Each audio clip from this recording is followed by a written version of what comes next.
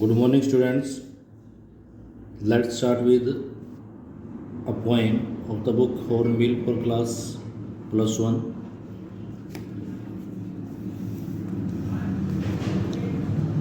The name of the poem is Voice of the Rain, written by Walt Whitman. ये poem poet और rain के बीच में एक conversation की फॉर्म में है. फिर है अभी first line is and who are you. Are means यहाँ पर आर है, thou means you. Said I to the soft falling shower. I यहाँ पर पोइट के लिए स्टैंड करता है. पोइट सॉफ्ट फॉलिंग शावर से, सॉफ्ट फॉलिंग का मतलब होता है ड्रॉपिंग सॉफ्टली. शावर मीन्स होता है रेन, लाइट रेन. कभी हल्की गिरने वाली शावर से या रेन से पूछता है कि तुम कौन हो. Which strange to tell gave me an answer. And ये बात बड़ी स्टेंज है. गेव मी एन आंसर कि जो वो जिससे शावर से पूछा गया तो वो स्टेंजली वाइट को आंसर देती है. As here translated. जैसा कि आप लोग जानते ही होंगे कि रेन की जो आवाज़ है उसको वो स्टेंज होती है, उसको हर एक कोई समझ नहीं सकता. पोइट उसको समझ लेता है क्योंकि उसमें पोइटिक माइंड होता है उसका, वो थिंग्स को इंटरप्रेट.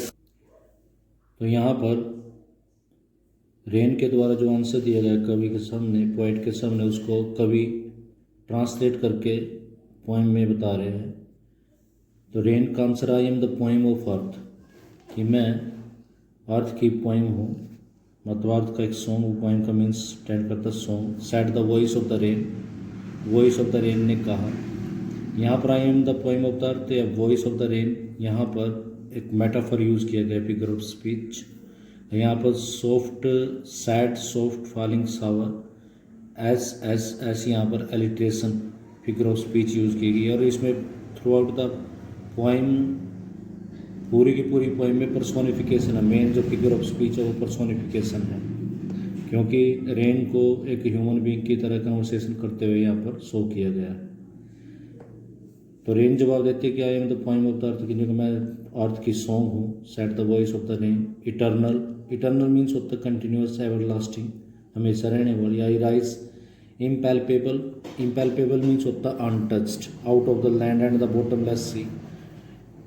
यहाँ पर रेन के साइक्लिक मूवमेंट को शो किया गया कि रेन कहाँ से कैसे, मतलब बरसात कैसे होती है. इटर्नल एवर लास्टिंग, ये कंटिन्यूसली रेन लैंड से राइज होती है. अनटच्ड, उसको कोई देख नहीं सकता, कि जब वाटर वेपर्स ऊपर जाते हैं सनलाइट की वजह से, सन की एनर्जी की वजह से, तो उसको कोई टच नहीं कर सकता. इसलिए उसने बोला कि मैं इम्पैल्पेबल हूँ, अनटच्ड हूँ.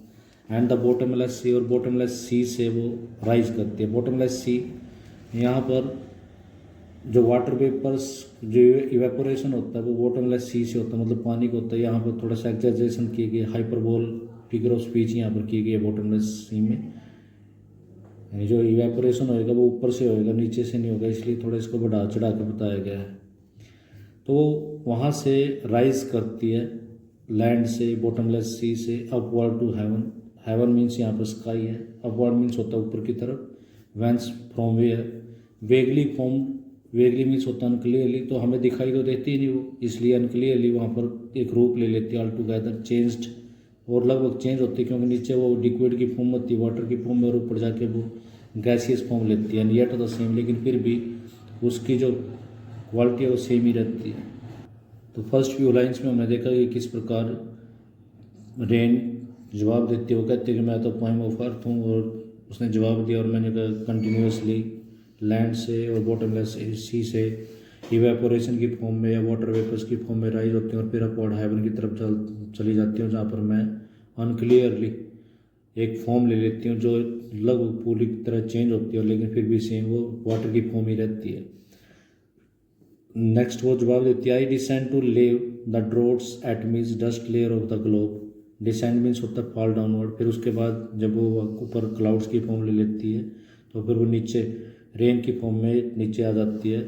To lab. लैव मीन्स होता है vast. Droughts at means dust layer of the globe. Earth पे जो सूखा है, टाइनी पार्टिकल्स है डस्ट लेयर के, उनको धोने के लिए या पोल्यूटेड मटेरियल को धोने के लिए अर्थ के वो नीचे आ जाती है। And all that in them and all that in them without me were seeds only latent unborn. और फिर वो कहती है कि अगर मैं बरसात ना हो, रेन ना हो, धरती पे रेनफॉल ना हो, तो जो सीड्स हैं जो हम अर्थ के अंदर शो करते हैं वो लेटेंट रहेंगे, अनबोर्न रहेंगे। लेटेंट मीन्स होता है हिडन, अनबोर्न मीन्स होता है अनस्प्राउटेड। यानी अर्थ एक ऐसी चीज़ है जो इस अर्थ पर, रेन एक ऐसी चीज़ है जो इस अर्थ पर सभी चीज़ को स्प्राउट करती है, उनके अंदर लाइवली थिंग्स लेके आती है। And forever by day and night I give back life to my own origin. जैसे कि आप लोगों ने देखा कि जो रेन है वो अर्थ से ओरिजिनेट होती है, तो अर्थ का जो रेन का जो ओरिजिन है वो अर्थ है, तो वो दोबारा फिर अपने ही ओरिजिन को day and night continuously for ever हमेशा के लिए लाइफ देती रहती है, क्योंकि उसके बगैर कुछ नहीं, पानी के बगैर life is not possible. And make pure and beautified, उसको प्योर बनाती है, अर्थ को ब्यूटिफाई करते हैं, इट अर्थ के लिए स्टैंड करता है। For song issuing from its birth place after fulfilment wandering wrecked और unwrecked duly with love returns. Last two lines, ये लास्ट टू लाइन्स पोएट के द्वारा बोली गई हैं। कभी भी सॉन्ग गुनगुनाता है, सॉन्ग गाता है, अपने ऑडियंस के सामने रखता है, तो वो कहता है कि रेन एक सॉन्ग की तरह issuing from its birth place, जो अपने बर्थ प्लेस से जन्म लेता है, ओरिजिनेट होता है। बर्थ प्लेस होता है हार्ट, यानी किसी व्यक्ति के दिल में से इश्यू होता है। आफ्टर फुलफिलमेंट, ऑडियंस के पास जाने के बाद दोबारा फिर फुलफिलमेंट के साइकिलिक अपना मूवमेंट पूरा करने के बाद, रोमिंग होने के बाद, रैक्ट और अनरैक्ट, केयर्ड या केयर्ड, नोटिस या अननोटिस्ड, वापस ड्यूली विद लव, वो प्रॉपरली लव के द्वारा वो सॉन्ग्स वापस कवि के पास या जो सिंगर होता है उसके पास वापस रिटर्न कर जाता है। तो इस प्रकार इस पोइम में हमने देखा कि किस प्रकार कवि ने रेन से कन्वर्सेशन की और रेन ने कैसे उसको जवाब दिया और उसको पोइट ने अपनी ही वर्ड्स में ट्रांसलेट किया। तो यहाँ पर इस पोइम में रेन के साइक्लिक मूवमेंट को शो किया गया। That's all for today students, you have to write word meaning of this poem. Thank you, have a nice day.